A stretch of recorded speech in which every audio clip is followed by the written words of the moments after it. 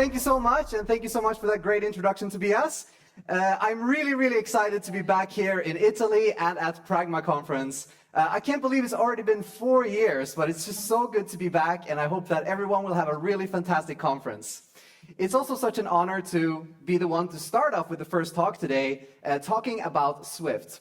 So my name is John Sundell, and like Tobias mentioned, I run a website called Swift by Sundell, where I talk on podcasts and I write articles about Swift. Well, maybe you didn't mention that, Tobias, but you did say that I do podcasts, so I guess, that's good enough. I also work as an iOS developer and freelancer during my day job, if you will, and do a bunch of other things as well. So that's a lot of fun. So my topic today is called Swift and You, and it might sound like the title of some cheesy romantic comedy from the 90s. But what I'm going to talk about today is how we can kind of take different approaches when it comes to learning about new language features and how to then deploy them within our various projects in very practical ways. But I think one good place to start with this topic is to talk about a question that is often raised within the Apple developer community, and that is the development community actually too focused on Swift as a language itself? There's a lot of debate around that and whether or not we're focusing too much on the programming language as compared to the frameworks or maybe building great user experiences, tweaking our animations, and so on. Now, I think this is a good question to ask because as developers, we do want to achieve some kind of balance between focusing on the programming language and the technical aspects and the kind of platform versus the frameworks versus actually shipping great products to our users.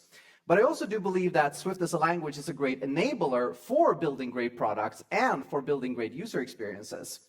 But I also think that this question has a pretty natural answer. The reason why we are being more focused on Swift than we ever were on Swift's predecessors, Objective-C. Now, Objective-C continues to be a great language and, of course, is still being used a lot on Apple's platforms, including being the technology used to implement the underlying SDKs and frameworks that we use from Apple, many of them at least. But I think when we compare Objective-C to Swift, even though they have a lot of similarities, there are some key differences when it comes to how much we're actually interacting with the language itself and how many features that are implemented in the language itself when it comes to Objective-C. So if you take a look at a breakdown kind of when using Objective-C to build an iOS application, I would say that you have sort of an even split between the importance or how much you interact with the underlying SDK and the platform that you're building an app against. So that would include things like the iOS SDK, UIKit, Foundation, and so on. And then you also have, equally important, a lot of libraries that you use, whether they come from Apple or they come from third parties like open source libraries or other kinds of SDKs, or those are libraries that you built yourself internally within your company. But then, so we're interacting a lot with these kinds of components when we're building apps with Objective-C, but we're not interacting that much with the language itself. The language is a great language, but it doesn't really, there's not so many features that we're using when building apps that are actual language features. We're mostly using the language, well, as many other programming languages, to define their various types and classes and then writing our logic. But Swift is very different in this regard, I would say. I would say that you still have that same equal split between the SDK and the libraries in terms of how much we interact with it. But I would say that we, in Swift, interact an equal amount with the actual language itself. Now, this is not to say that Swift is better than Objective-C or anything like that. It's just a difference in design. These days, a lot more features that we use come from the Swift standard library as compared to Foundation or UIKit, for example. And when we look at more modern frameworks coming out of Apple, like Combine, Swift UI, and so on, those are making heavy use of Swift language features, which in turn means that we as a community interact with Swift a lot more than we were with Objective-C, directly as a language. And I think that's the main reason why we're so focused on Swift, because it's such an important part of our development toolchain these days. So let's take a look at a code example here, just to kind of illustrate my point. So this example here is just this very simple Swift UI view. It's a counter view, and as you can see on the right, it renders a text with a current count, as well as a button that lets us increment that count by 1. Now, in terms of building an interactive Swift UI view, this is basically as simple as it gets. You just have a single interaction point and a single piece of UI being rendered. So we have a state variable, and then we're then incrementing it. But even this simple view here actually uses a lot of Swift language features. It might not seem like it at first, it's such a simple piece of code, but there's a lot of language features being in active use here, right here. So let's take a look at some of them. Well, the first thing we have is that we have our struct definition, and that is using Swift's first-class value type system. Now, Swift is of course not the first language ever to have structs. A lot of languages have, but Swift makes them first-class types in that you can add methods to them, you can make them conform to protocols, and so on, which is quite cool. The next thing we have is we have a generic protocol in the shape of the view protocol, which is what enables Swift UI to do very efficient updates to our views, thanks that it knows the structure of our view hierarchy thanks to the generic types. Next up is the property wrapper at state, which is an incredibly important part of the Swift UI state management system. And then we have a feature that I think a lot of us kind of take for granted these days, but it was pretty exciting and new back when Swift launched, and that's type inference. So when we just assign a 0 to our count property, that might not seem super cool or something, but the fact that we don't have to put integer as a specific type there is pretty convenient. The next thing we have is an opaque return type with a sum view type there, which makes it so that we don't have to specify manually the entire type of our expression. The compiler will infer it for us. The next thing we have is we have trailing closure syntax being used with our VStack so that we don't have to add parameter labels and so on when adding a closure. And this closure also acts as a result builder so that we can add multiple views within it without any extra form of syntax, and the system will just build that all into one view and then return that for us. Next thing is we have string interpolation, which is another feature we can kind of take for granted these days, but in so many other languages we have to use like string with format and add formats to an array or something, and in Swift we can simply interpolate our value right there, which is really cool. The next thing we have is an implicit self-capture, where we don't no longer have to reference self with an escaping closure in this case, because we're in a struct, and we can simply just reference the count property. And then the final thing I want to highlight is the increment of 1 there, which is actually a non-mutating setter. It might not seem like it, because we're actually mutating the value, but because we're doing it in escaping closure, and we're mutating a value type, that is actually done through a reference type within the state property wrapper, which is a non-mutating setter, so that SwiftUI can update the underlying state value even though it's defined within a struct. So as you can see here, even in this simple code sample, there's a lot of language features being used. So I definitely think that Swift plays an incredibly important part in modern iOS development, just because there's so many language features being used, even in a code sample like this. In fact, let's take a quick look at what this view could have looked like if we didn't have these language features at our disposal. It could look something like this. It would be a lot more verbose, we would have to do a lot more explicit definitions and explicit typing, and we wouldn't have that same nice syntax when defining our views. So for example, we would probably need to do some explicit typing when it comes to creating our state wrapper. We would probably need to do type erasure and explicit return in order to actually still have those generic views, but to be able to do it without the sum keyword. We would have to use an array instead of a result builder, which probably wouldn't be the worst thing in the world, but still, result builders are really nice. And then we would also have to do things like explicit self-references and explicitly reference the wrapped value in order to increment it. Now, there are other differences here, of course. I also added a function instead of a computer property, and so on. But I think that also highlights how Swift can be used to really create really nice APIs, and how it can make our code more fluid and easy to write when these kinds of language features are deployed in an appropriate way. In fact, that's going to be our first learning for this morning. When Swift is used appropriately, the more advanced language features can really help make an API simpler and more enjoyable to use. So when we're using the more advanced features from Swift, the goal shouldn't really be to create something advanced, I don't think. It should be to enable simpler APIs that are then easy to use. So it should make the call site simpler, not more complicated. Next up, let's go back here to our code sample, the counter view from before, and let's zoom in on one particular part of it, the sum keyword. Now, this is something that I think a lot of people have used when using SwiftUI without maybe thinking too much about it. You probably just saw the sum view opaque return type in the boilerplate in Xcode or in code samples and thought, well, that's just how SwiftUI works. You just put sum view. And of course, then you can learn more about it and figure out like what it actually does and so on. But I think it's very common to just put sum view in your SwiftUI views, and that's kind of it.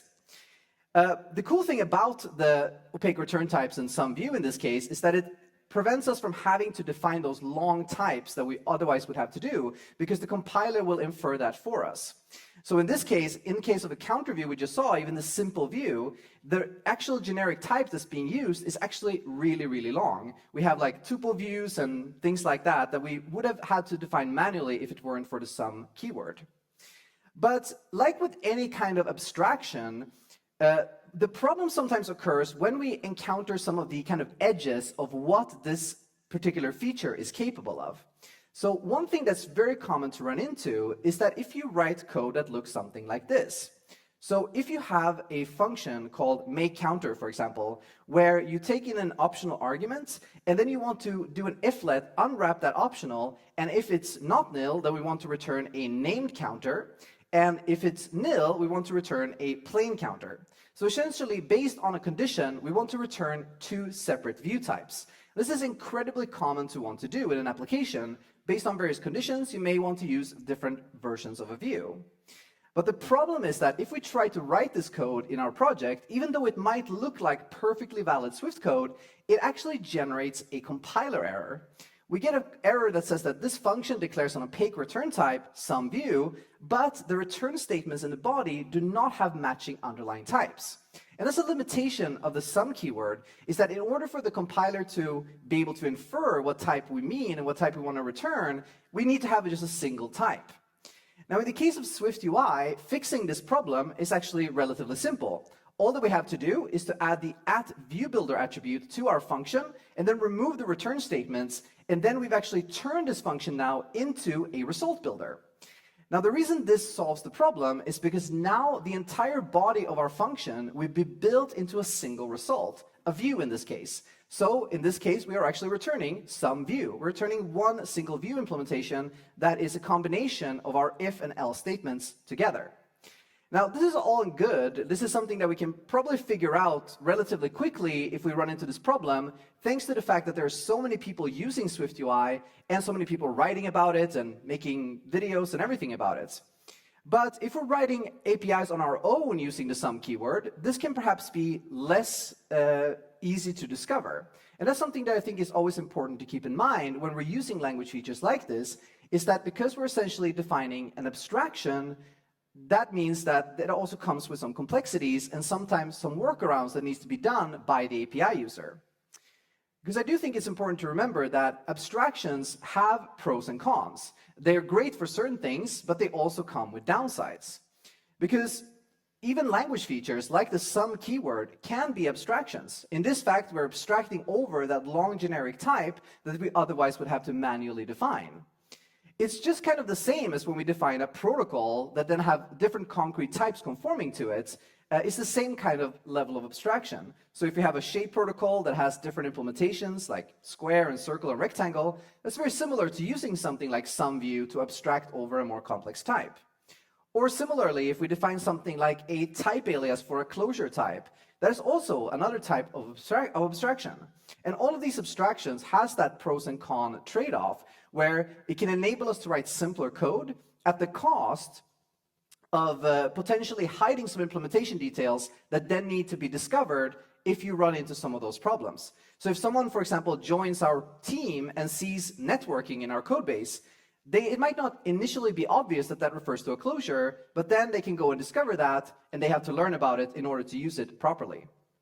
So that brings us to point number 2 of this talk, is that I think many language features are, in fact, abstractions. And as abstractions, they can help make our code simpler, but there's a cost involved. And that's that we have to then learn and understand what that abstraction does in order to effectively use it. So that's why I think it's also important when we see something like SumView to actually also learn about what does that actually mean and what does it actually do, because that will help us get around any problems that we might encounter because the limits of that abstraction. All right, so speaking of abstractions, let's take a look at another example. So here are defined two types, one called photo and one called video. So essentially two different data models. And as you can see, they do share some data between them. They both have a name and they both have a URL.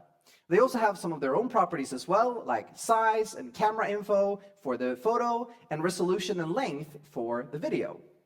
Now, when we're dealing with two types like this that share some information, it's also very common to want to introduce some kind of abstraction to make it easier to work with these types in a kind of uniform way and to be able to share some code between them.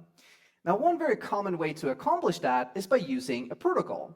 So we might introduce a protocol like media, for example, which has that name and URL property, and then we can make both photo and video conform to that protocol.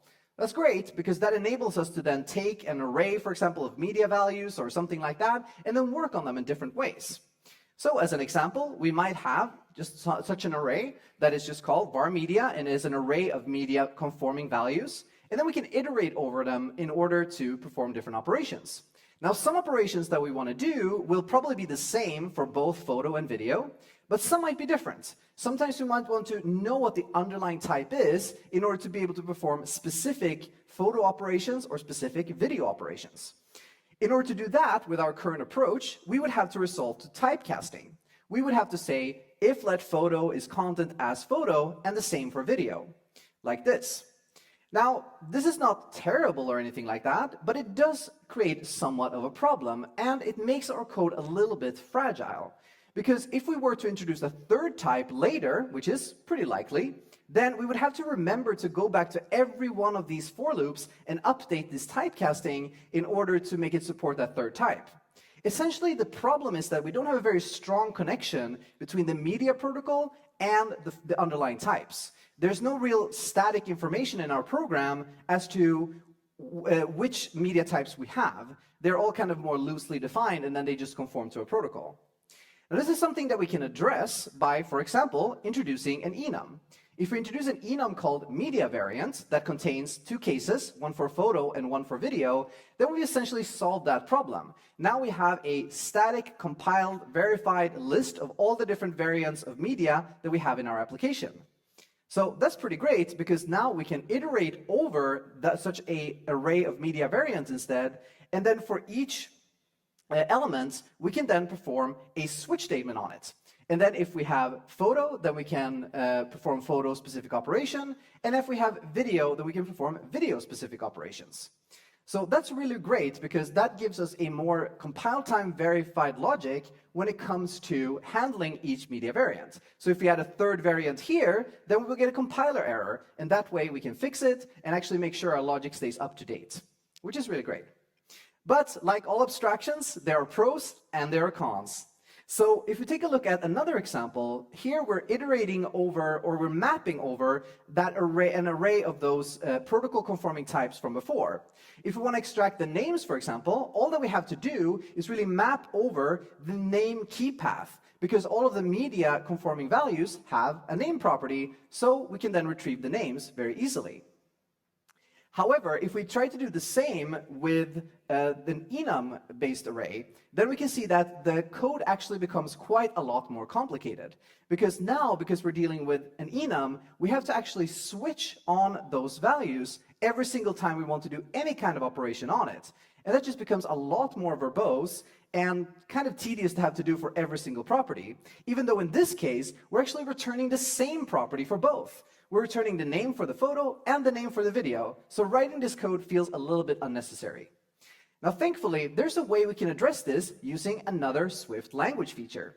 What we can do is we can go back to our enum from before, the media variant enum, and we can make it compatible with something called dynamic member lookup. And we do that by adding this attribute to it. Now, this is a feature that was introduced in Swift mainly to make it compatible with more dynamic scripting languages, for example, Python, in order to facilitate machine learning. But it also has a variant of it that doesn't have anything to do with other languages, and actually makes it so we can add more dynamism to a type while still making it fully type safe. We do that by adding a subscript to our media variant type that takes in a key path. In our case here, we're going to take a key path that has the media protocol as the root, and then any type T as the value type.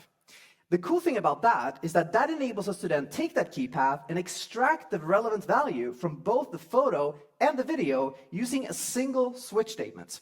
With this in place, we no longer need to do switch statements every single time we want to extract the property. We can now simply just access the property as if this enum had it in the first place, which is really cool.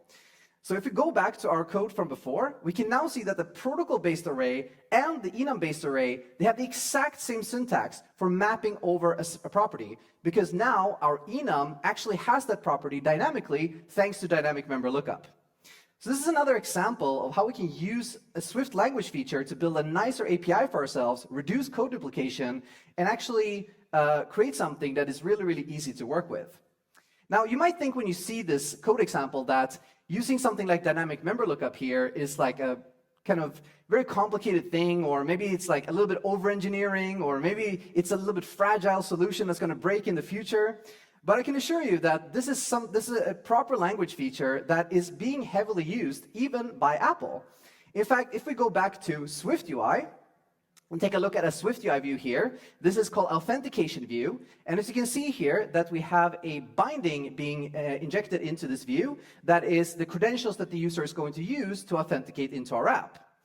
Now, what we can see here is that when we're creating our text fields, the text field for the username and the secure field for the password, we're actually passing in the username and the password separately as separate bindings into those text fields. But how is this possible?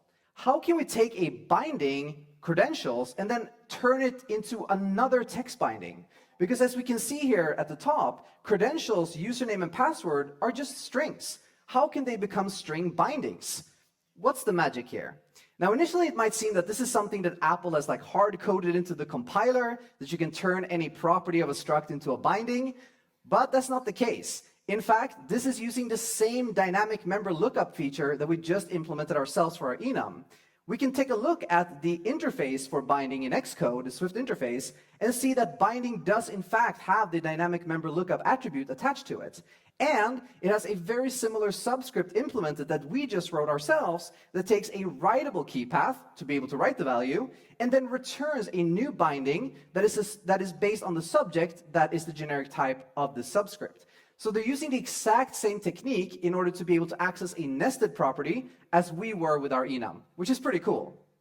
However, like with all features and all technology really, there are ways to use things properly, and there are ways to use things maybe in a way that doesn't create the best result. So I want to show you an example of that as well. Let's say that we have something like a product, like a model, which has different properties like name and price and so on. And then we have a view model, which is going to be connected to a view, and then it has a reference to that product. And in this case, we've also made that view model conform to dynamic member lookup with the idea that it's going to be much easier to access product properties through the view model. In this case, though, this is probably not the best abstraction. This is probably not the best solution, because it's going to create some confusing results. In fact, if we take a look at the call site for this view model, if we instantiate it here in code, we can see that if we try to access the ID property, which is the ID of the underlying product, thanks to dynamic member lookup, that becomes a bit confusing. Is this the ID of the view model itself, or is this the ID of the underlying product? It's kind of hard to tell. And because we can't really document this property, because it was dynamically generated through dynamic member lookup, we don't really have a chance to explain ourselves either. The same thing goes for things like price. That is pretty obvious that it's the price of the product, but it just comes as a raw integer here from the view model. There's no formatting or any kind of, nicer treatment to it that makes it easier for the view to render. So I think in this case, it's probably not the best idea to use dynamic member lookup, but instead to actually write handcrafted APIs, such as a formatted price function that the view can then call and actually get ready to render data. So I don't think dynamic member lookup is a silver bullet that should be applied everywhere we have like a hierarchy of objects or values, but rather something that we can use in specific situations to make our code easier to use. And that's going to be point number 3 for this morning. I think that if we match Swift features with problems that they were designed to solve, then that can be a great way to make our code more robust and also more consistent with the platform and Apple's APIs as well. Because we saw that by making our enum conform to dynamic member lookup, or have that attribute, that actually made it behave the same way as Swift UI's binding does, which is pretty cool. All right, I think when we're talking about language features, we can sort of divide them up into two different categories. The first one is syntax features, features that make it easier for us to write our code by offering syntactic sugar, if you will, features that make it possible to write the same code we could write before, but in a slightly less verbose way or more convenient way. Now, these are features we shouldn't dismiss because, as we saw earlier, they do, for example, make a lot of SwiftUI's API possible thanks to its kind of less verbose nature. But there are also a lot of other features that Swift has that are a little bit more complex in nature, and I would say that those are more systems that we can put together in order to build actual features in our app. So that would include things like the type system, for example, which includes multiple components. You have generics, you have type inference, and so on. And another example of a system in Swift is Swift concurrency. Now, Swift concurrency is something that I think a lot of people in the community are in the process of adopting or thinking about adopting, or maybe you've already kind of started using async await and Swift concurrency all over your project. But it's definitely a larger system that takes quite a lot of consideration if you want to integrate it into an existing project. So let's take an example of that. Let's say that we have a project and we want to start introducing Swift concurrency into it. Let's say we want to start by doing that by writing something like a user service. So this will be a brand new piece of code that we will introduce. So it's going to be a great opportunity to start using async await and Swift concurrency to make this new service happen. Now we might start writing it by looking something like this, where we have a bunch of properties that contain the different state around different users in our application. So things like the users that were loaded, friends of those users, groups they belong to, and so on. And because here we have so much state that we want to keep track of, and we want to do so in a concurrent environment, we have chosen to make this type an actor. That way we get better protection against data races and certain race conditions, since the access to an actor is automatically serialized by the system, so only one piece of code is interacting with the actor's state at any given time. Now, we've also introduced this asynchronous throwing function here, which is going to be used to load a given user. And then we either look up our cache or we call an API from our networking stack in order to get the current user. So we're starting out pretty simple here in this kind of isolated environment where we can introduce Swift concurrency without changing any of our other code. Well, there is one caveat though, and that's that networking API we're calling there. As we can see, we're using a new throwing and async version of that networking API, which is something we will need to go and update our networking stack to use. Because, as it so happens in this project, our networking stack uses completion handlers. It doesn't use async await yet because it was written many years ago. Now, we have a couple of options here, and one option would be to completely tear down this networking type, write it from the beginning, and change everything to use async await. But especially if this is a larger project, doing that would be really, really risky, and it would require a lot of time and probably generate a pull request that would be like 5,000 lines change or something, and no one wants to review that. So there's probably a better solution to be found here. And thankfully, when it comes to a lot of language systems that are being introduced into Swift, they have backward compatibility in mind, and Swift concurrency is no different. So what we can do instead is that we can extend our networking type with a new function that is asynchronous and throws, so it's using async await, but instead we're using a checked throwing continuation in order to bridge the gap between async await and our previous completion handler code. So then we can simply call our previous API and pass continuation.resume as the completion handler, and that way it's going to be resumed with either the error that was thrown or the end result. So just a few lines of code to avoid having to completely change our networking stack and instead make it async await compatible, so the old code can still use our completion handler and our new code can use async await, which is pretty nice. Okay, so we've got our service in place, we've got our networking stack up to date. Let's go ahead and actually implement this service within our code base. So here we've got a profile view model, which is an observable object, and it conforms to the loadable protocol that we've defined ourselves. The idea is that we can then call load on any kind of loadable object and have it load its data. And what we've done here now is that we've added a reference to our service so that we can then call it in order to load this user data that we need. Now, there are different approaches we can take here as well when it comes to how do we actually then integrate our new Swift concurrency-based code into our existing view model type. One approach would be to add a async throwing function to it, called load, which matches the loadable protocol, and to then kind of bubble up the concurrency from the service onto the call site of this view model. Now, doing so is a really powerful thing, the fact that an async function can call other async functions just relatively easily. But in this particular case, there's a bit of a downside, and that's that if we change the load function here to be async and throws, we would also need to go and change the loadable protocol to also be async and throws. And that would generate, again, a lot of changes throughout our code base, which is not something we want to do right now. We want to keep things isolated and keep things constrained. So that's not really going to work in this particular case. There's another downside in this case also of doing this, and that's that we're now requiring the view that connects to this, or multiple views perhaps, to also become concurrency adopters. So they would also need to handle tasks and handle the errors and so on. So we're essentially just like bubbling up the problem to the call site, which is probably not something we want to do in this particular case. So instead, what we can do is we can introduce a task inside of our view model, and that will let us keep the concurrency constrained within this one type.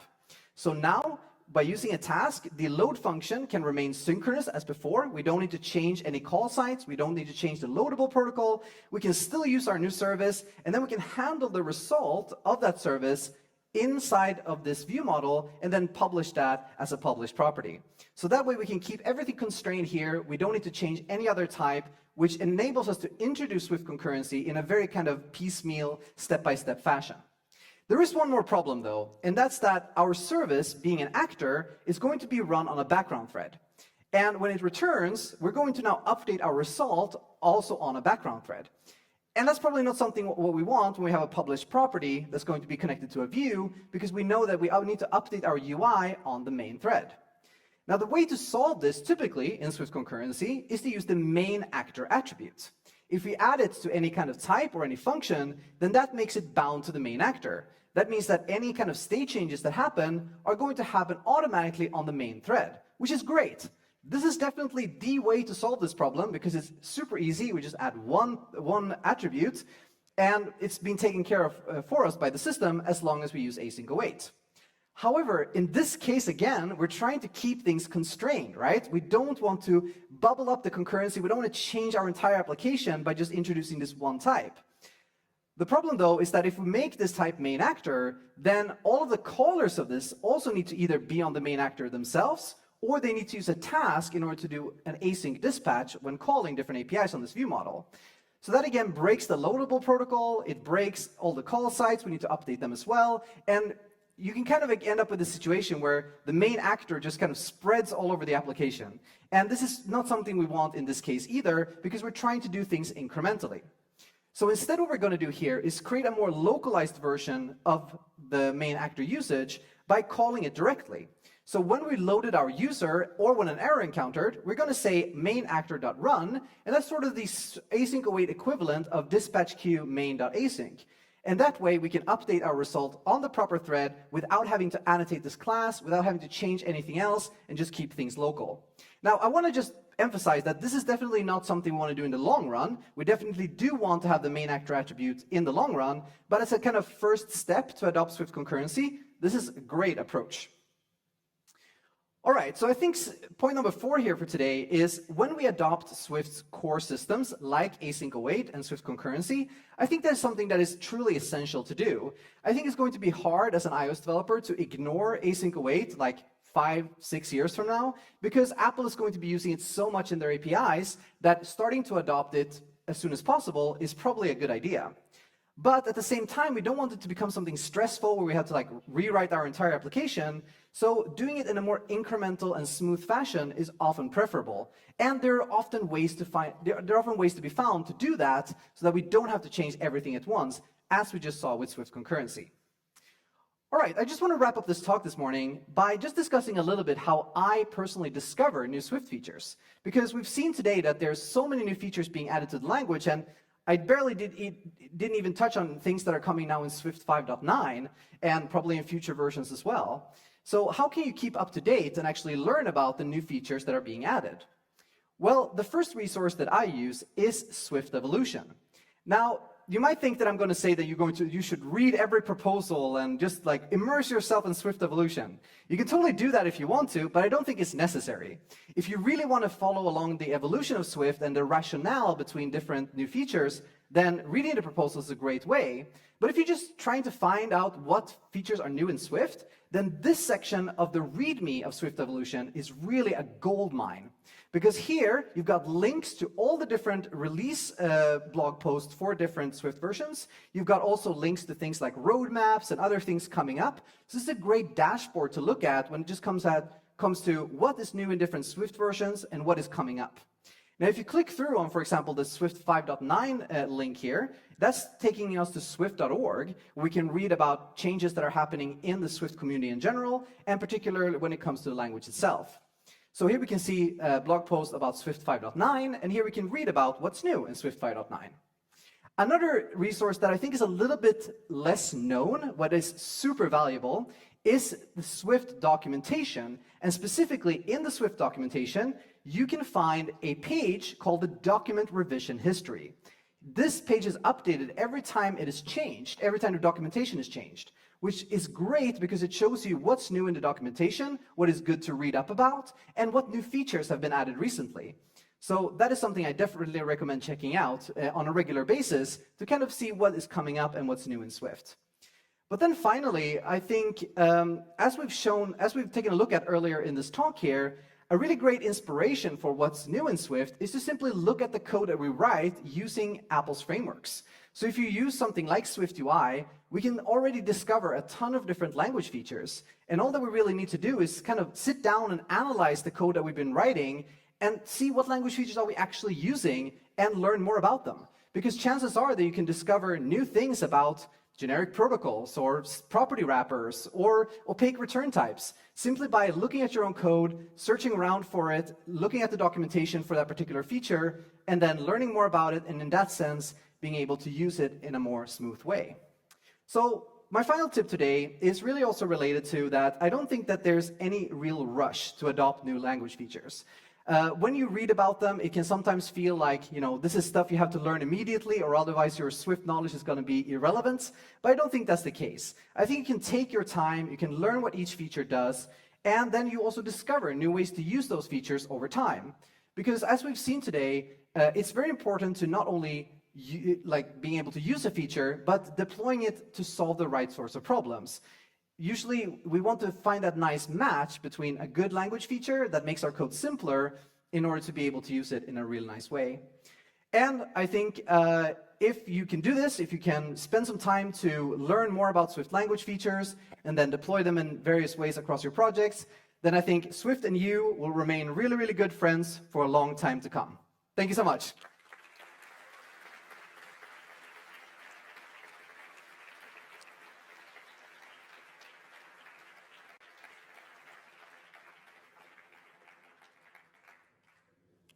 Thank you, John, for the great talk. And do you have any questions?